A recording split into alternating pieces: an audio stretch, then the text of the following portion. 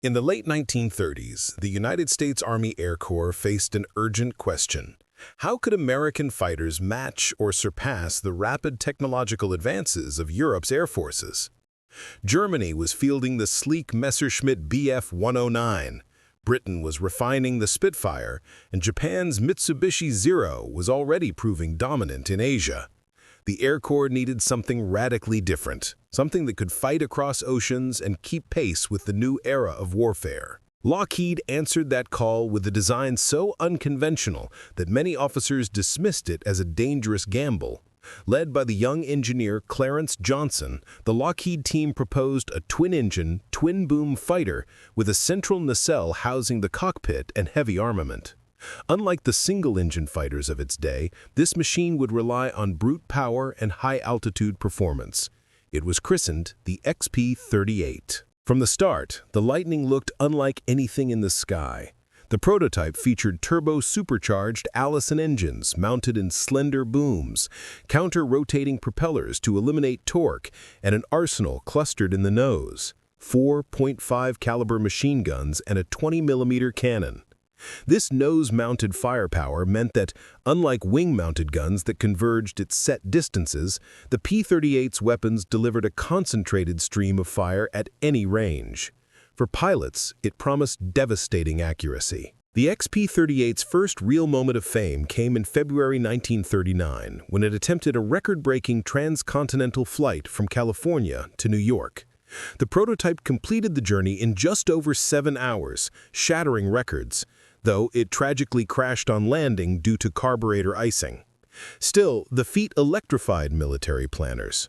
For the first time, an American fighter showed the potential to operate across vast distances, a capability the Luftwaffe could not yet match. Yet skepticism remained. Some American generals considered the Lightning too big, too complex, too heavy to outfight nimble European aircraft. Even within Lockheed, there were doubts about whether the radical design could deliver in combat. German observers, too, underestimated the Lightning. Luftwaffe intelligence reports from 1940 described it as a heavy, experimental aircraft, unlikely to be produced in numbers. The twin-boom silhouette struck them as a curiosity, not a threat. Their assumption was that German single-engine fighters like the Bf-109 and FW-190 would easily outmaneuver such a machine. The war, however, would prove those assumptions fatally wrong. When the first P-38s entered service in 1941, American pilots quickly learned that the Lightning demanded respect. It was fast, over 400 miles per hour in level flight, and could climb above 35,000 feet, higher than most contemporary fighters. Its long range allowed it to escort bombers and conduct reconnaissance missions deep into enemy territory. Most importantly, its twin engines offered survival. A damaged Lightning could limp home on one engine, giving pilots a fighting chance where single-engine fighters would be doomed. It was the Germans who gave the Lightning its most enduring nickname. In early 1942, Luftwaffe pilots encountering the P-38 over Europe and later the Mediterranean began referring to it as the Gabelschwanz Teufel, the fork-tailed devil. The name reflected both awe and fear. German fighter pilots quickly realized that while the P-38 might appear bulky, its speed in a dive, crushing firepower, and ability to strike from long range made it a lethal opponent. By the time the United States entered full-scale combat in Europe and North Africa, the Lightning had already earned its place as one of the most distinctive aircraft of the Second World War. For the Luftwaffe, it was the beginning of a long and bloody education. The strange twin-boom fighter they had once dismissed would ultimately shoot down more than 1,800 German aircraft before the war's end. What began as a radical gamble in a California design office had given birth to the Luftwaffe's worst nightmare, a devil with twin tails and lightning in its guns. When the United States formally entered the war after Pearl Harbor, the Army Air Forces began deploying their newest fighters across the Atlantic. Among them were the first squadrons of Lockheed's radical P-38 Lightning. In the winter of 1942-1943, the fork-tailed devil made its European combat debut. The Luftwaffe, battle-hardened after years of aerial warfare, was about to face a challenge it had never anticipated.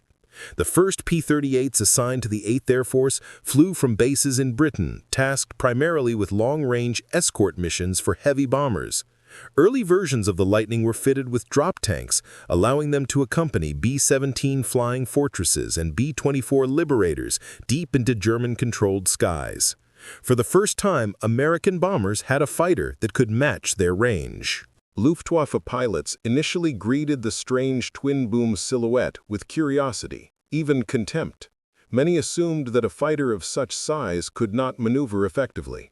German intelligence reports labeled it a heavy fighter, more akin to the Messerschmitt Bf-110 than to single-engine interceptors. They expected to slice through it just as they had dismantled twin-engine designs before. Their assumptions evaporated the moment the Lightning went into combat. On August 14, 1942, a pair of P-38s scored America's first official aerial victories in the European theater, downing a German Focke-Wulf FW-200 Condor over the Atlantic. It was a sign of things to come. By early 1943, P-38s were dueling Messerschmitt Bf-109s and FW-190s over the French coast. The Lightning's strengths quickly became apparent. With turbo-supercharged engines, it climbed higher and faster than the Luftwaffe expected. Its concentrated nose-mounted guns tore apart enemy aircraft with a single burst, and its ability to dive at tremendous speed gave American pilots the perfect boom-and-zoom weapon. Strike, then vanish before the Germans could react. Still, the Lightning's baptism was not without hardship.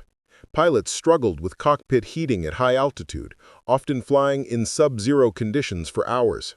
The Allison engines, so powerful at altitude, sometimes lagged in responsiveness during tight maneuvers. New pilots had to master the unique handling quirks of a twin-engine fighter. But once they adapted, they found themselves in one of the deadliest aircraft in the sky. The Luftwaffe soon realized this was no heavy twin like the Bf-110, it was something altogether new. German ace Franz Stigler, who later flew against American Lightnings in the Mediterranean, recalled his first encounter. It was fast, and it could stay in the fight longer than we thought possible.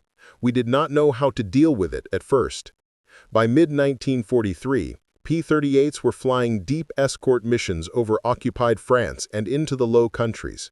Bomber crews welcomed their arrival, nicknaming the aircraft "Angels on Our Wings."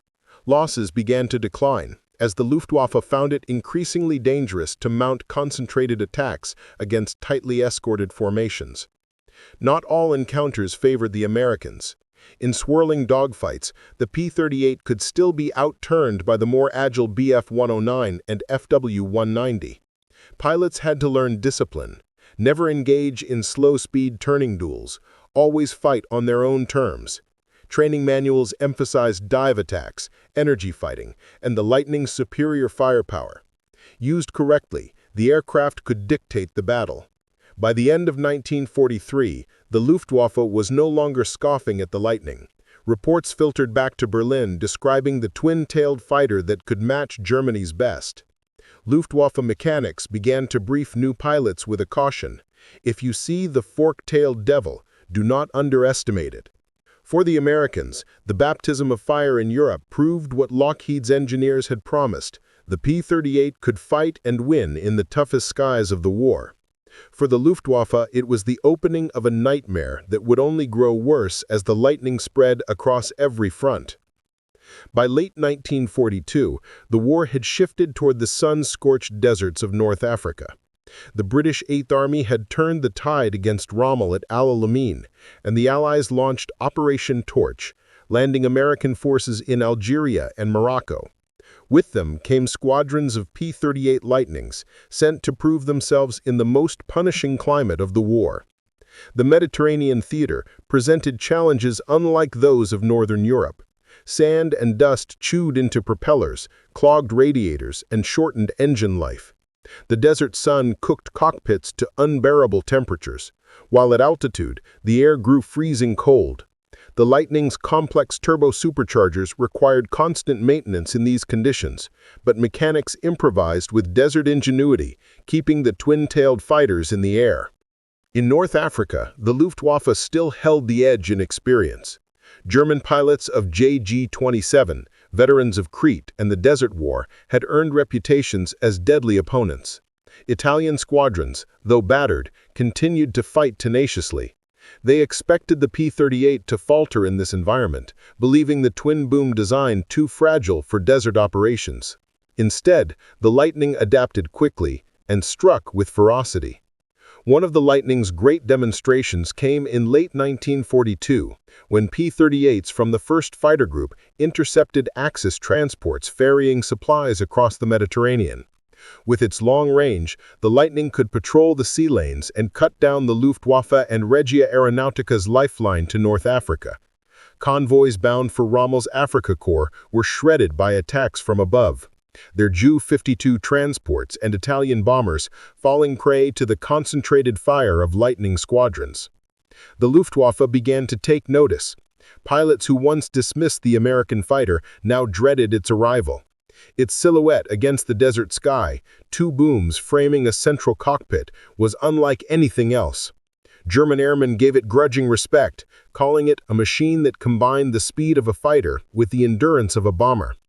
By the summer of 1943, as Allied forces prepared for the invasion of Sicily, the Lightning was flying deep escort missions and aggressive sweeps against Luftwaffe bases. On July 10th, during Operation Husky, P-38s escorted troop transports and bombers across the Mediterranean. Over the beaches of Sicily, they tangled with Bf-109s and Macchi C-202s in fierce dogfights. American pilots like Dixie Sloan emerged as aces, racking up multiple victories in a single mission. The Lightning's ability to climb rapidly and strike at high altitude made it an ideal escort against German bombers.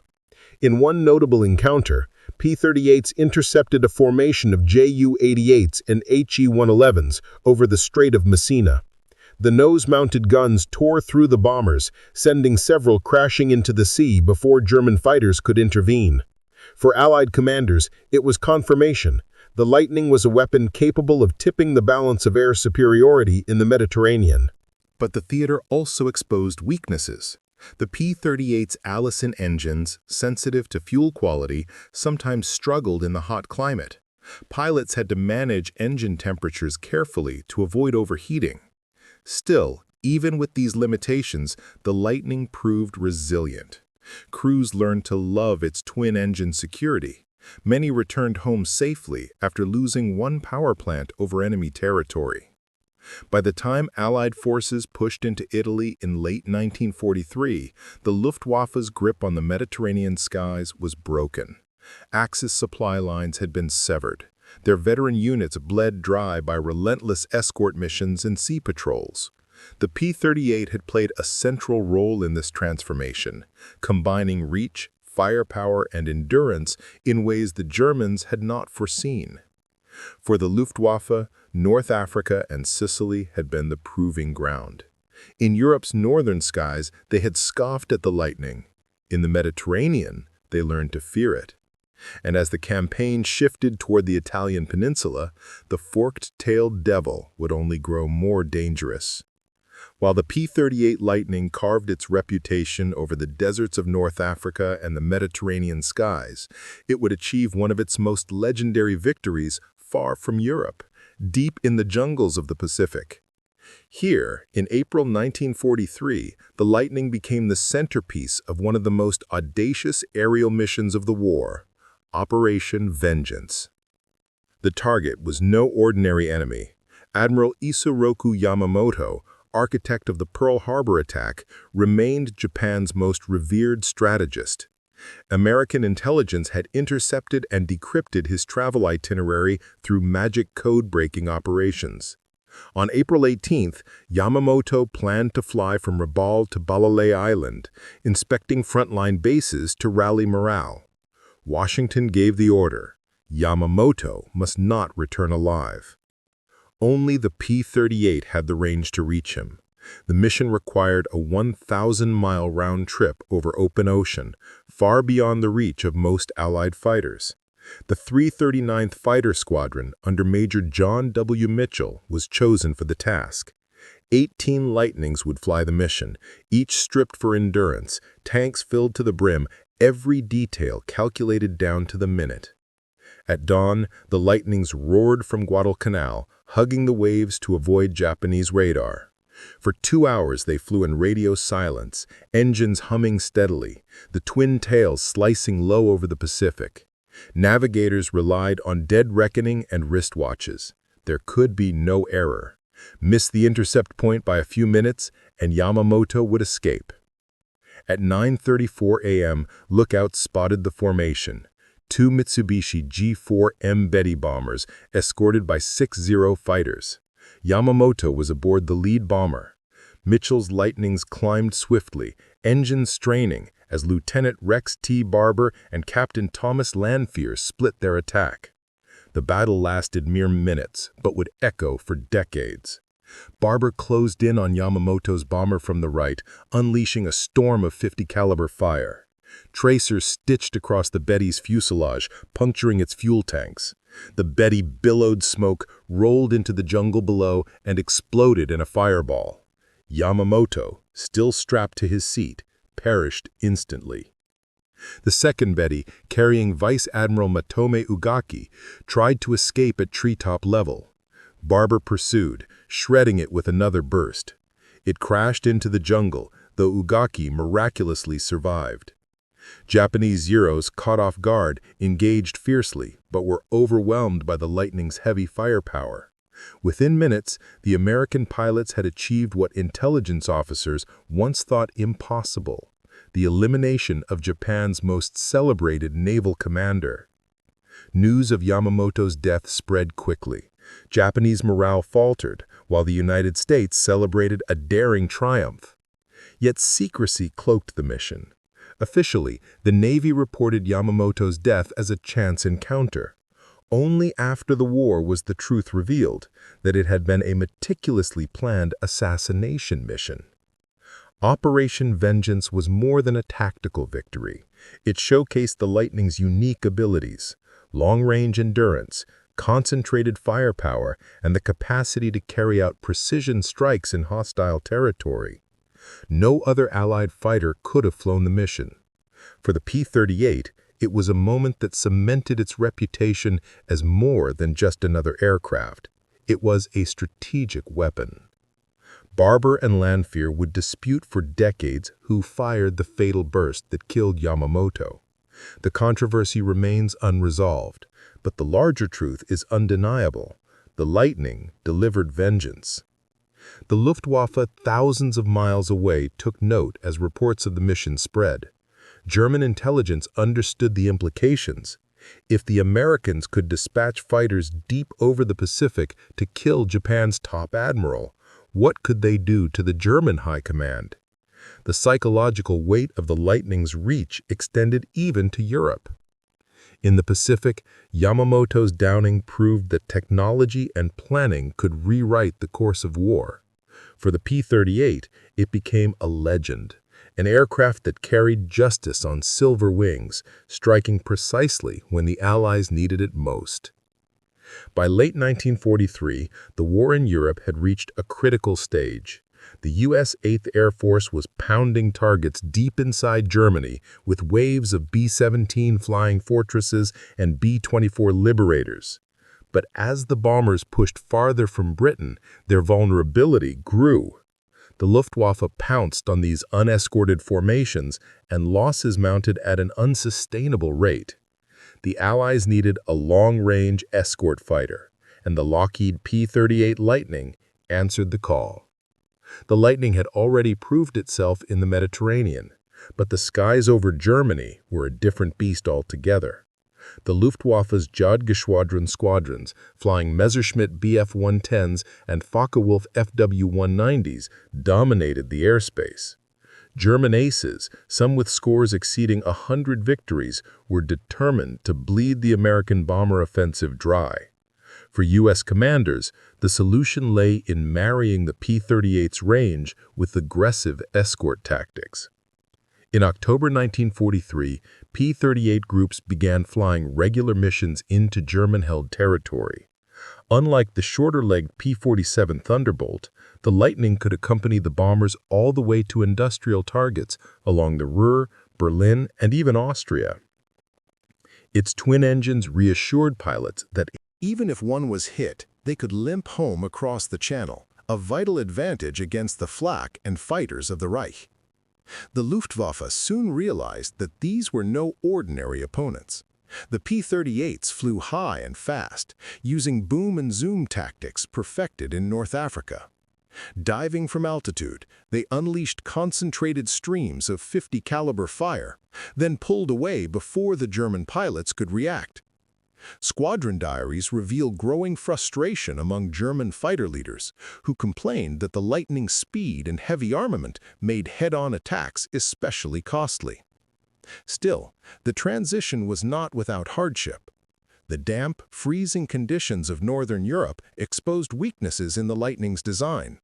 Cockpit heaters malfunctioned, controls stiffened at high altitudes, and pilots struggled with oxygen equipment.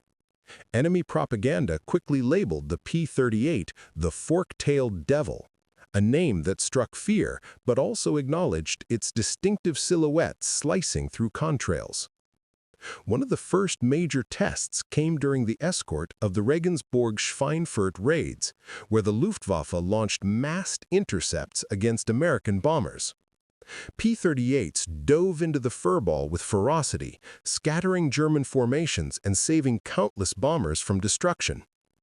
Debriefing reports credit the Lightning with dozens of kills that day, though losses were heavy on both sides. By early 1944, the 8th Air Force refined its strategy. Escort fighters were no longer tethered tightly to bomber boxes. Instead, they were unleashed to sweep ahead of the formations, engaging the Luftwaffe before it could organize attacks. The Lightning excelled in this role, breaking up enemy concentrations and forcing German squadrons onto the defensive. Pilots like Robin Olds, Charles MacDonald, and Jack Ilfrey became legends in the European theater. Their aggressive tactics and daring leadership demonstrated what the Lightning could achieve against Germany's best. In just one mission over Bremen in March 1944, P-38 units claimed more than 20 Luftwaffe fighters destroyed, a staggering blow to enemy strength. For bomber crews looking out of their plexiglass noses, the sight of twin-boomed escorts sliding into position was a lifeline.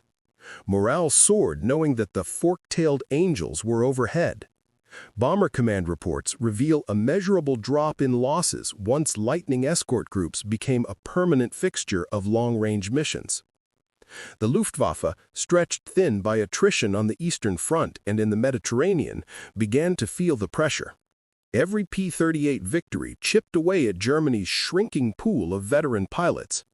By mid-1944, the Lightning had proven its worth in Europe, not only by downing enemy fighters, but by ensuring the strategic bombing campaign remained viable.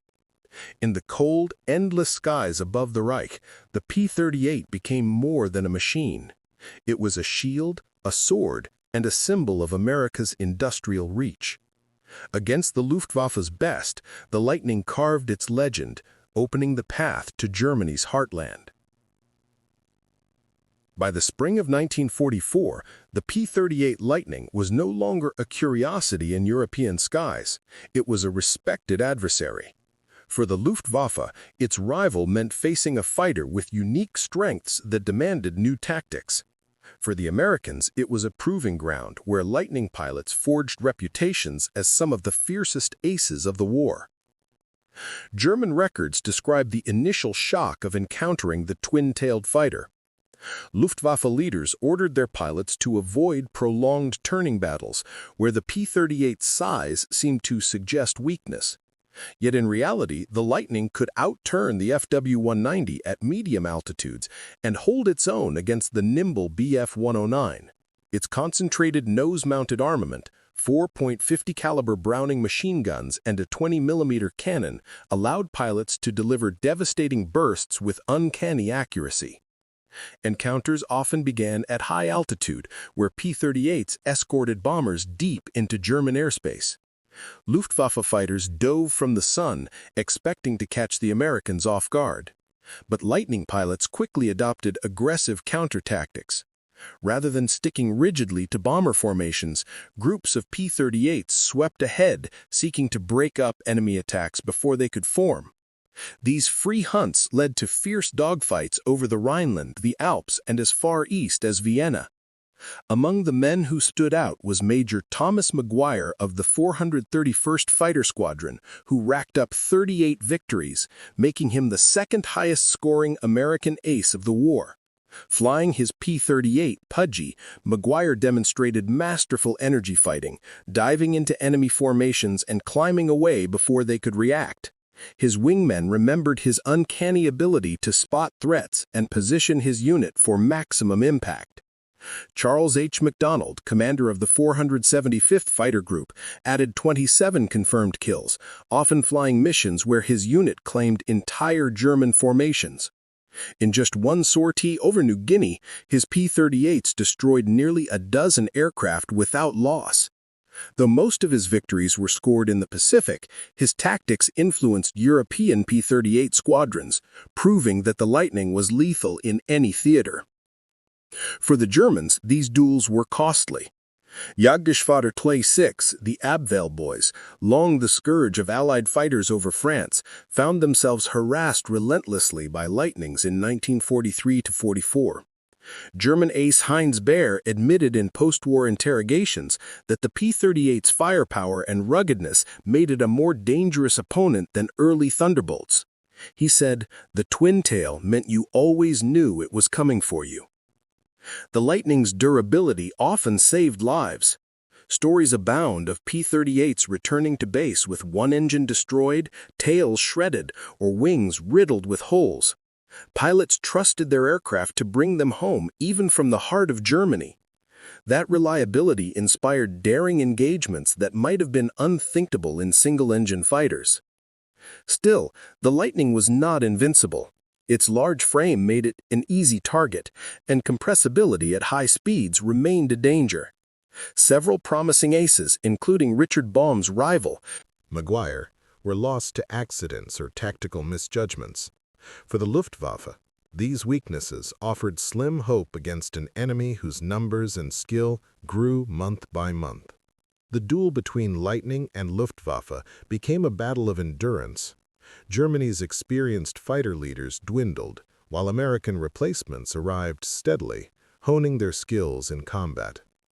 By mid-1944, Luftwaffe diaries recorded bitter losses, often noting fork-tailed devils as the culprits. For every German ace that survived, 3 or 4 younger pilots were lost, their careers cut short by the P-38's deadly guns.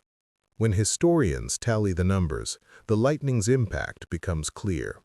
Over Europe, it claimed hundreds of enemy aircraft, often in missions where bomber survival depended on their presence. The duel was not one of equals.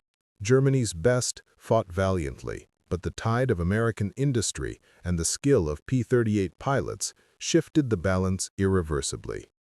In the skies above Europe, the Lightning was more than a fighter. It was a predator, a protector, and a relentless foe that helped break the Luftwaffe's stranglehold. And in the duel between aces, it carved a record of courage and sacrifice written in smoke trails over Germany's heartland. By mid-1944, the war in the air over Europe had entered a decisive phase.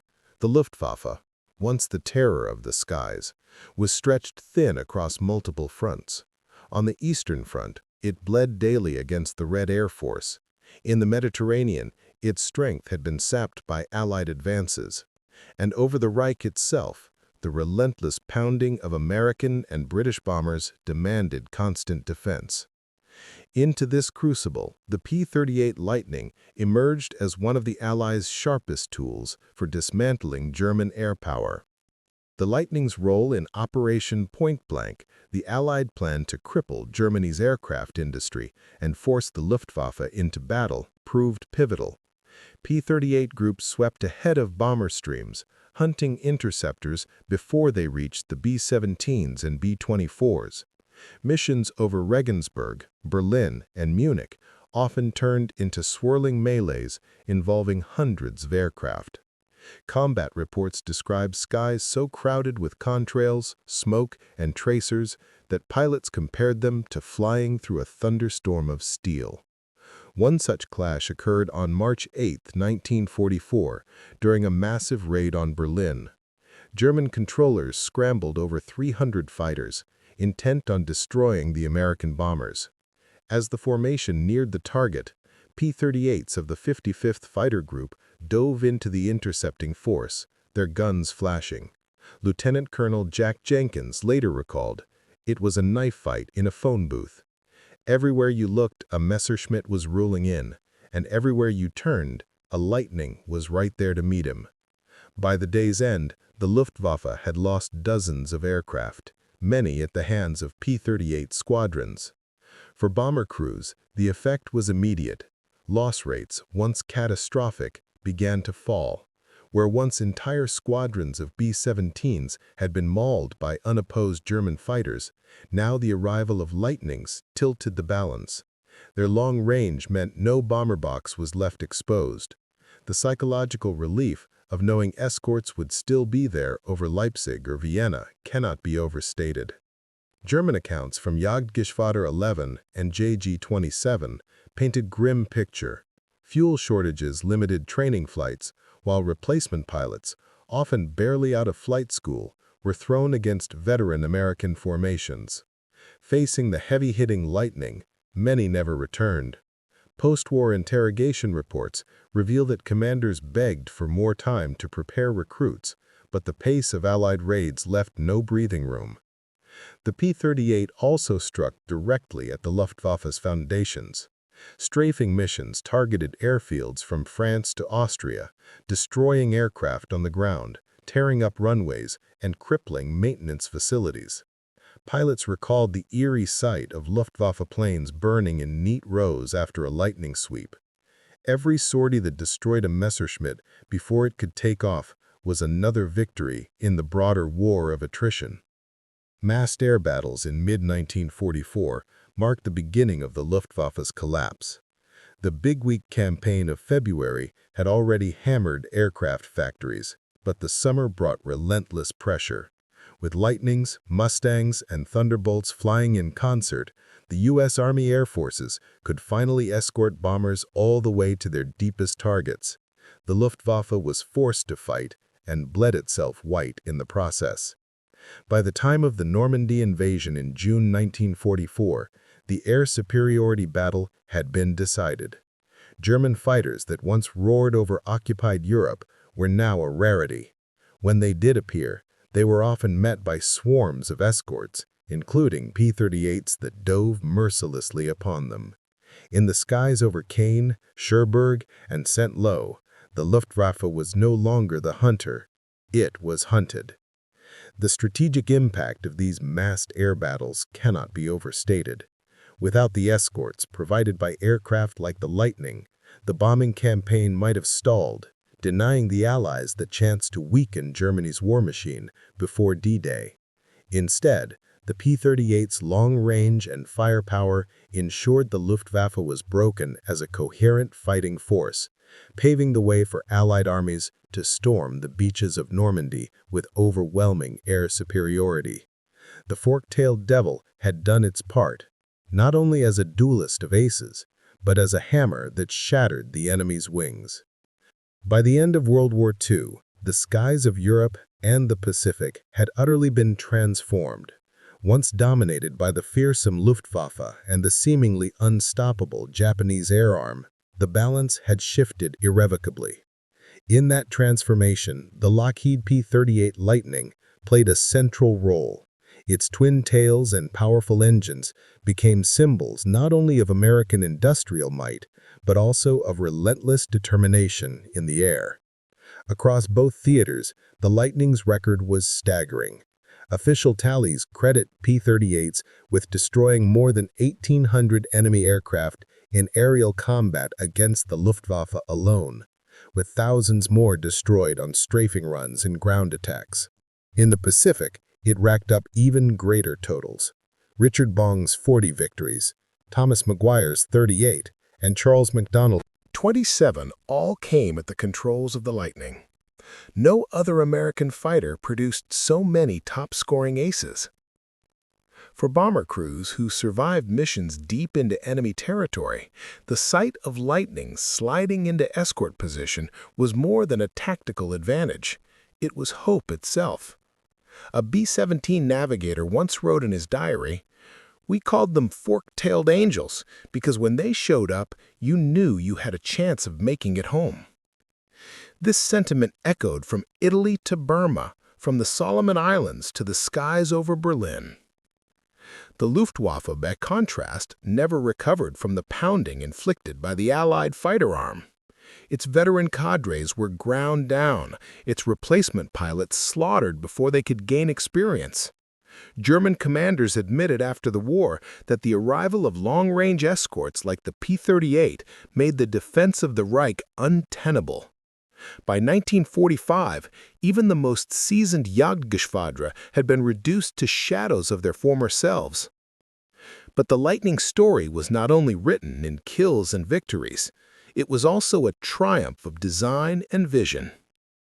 When Kelly Johnson and the Lockheed team conceived the aircraft in the late 1930s, the concept of a twin-engine, high-altitude, long-range interceptor was unprecedented. Many doubted it would succeed. Yet the P-38 not only succeeded, it excelled. Its versatility allowed it to serve as an interceptor, bomber escort, reconnaissance platform, and ground attack aircraft. Few fighters of the era could claim such a range of ability. The human cost, however, was not forgotten. Hundreds of P-38 pilots never returned from their missions. Some were lost to combat, others to mechanical failure or weather. Their sacrifice was part of the price of victory, and their memory endures in the stories told by survivors. After the war, the Lightning quickly gave way to the next generation of jet fighters. The P-51 Mustang and later aircraft often overshadowed it in popular memory, but among those who flew it, the Lightning retained a special place. Its power, its resilience, and its distinctive shape ensured it would never be forgotten. Today, restored P-38s still thunder across the skies at air shows, their twin engines echoing the battles of another time. Each flight is a reminder of the men who once took them into combat, often against overwhelming odds. Their victories, more than 1,800 German aircraft destroyed, testified to the Lightning's enduring impact on the course of the war. In the end, the Luftwaffe never expected the P-38. They underestimated its reach, its firepower, and the resolve of the men who flew it. And in that miscalculation, they paid a terrible price. The Lightning's legacy is not just in numbers, nor in the destruction it wrought, but in the hope it gave and the skies it cleared. It stood as a guardian for the bombers, a scourge to the enemy, and a symbol of innovation at a time when the outcome of the war hung in the balance. And when the guns finally fell silent in 1945, the fork-tailed devil had earned a new name, one etched forever in history: the Lightning that broke the Luftwaffe's back.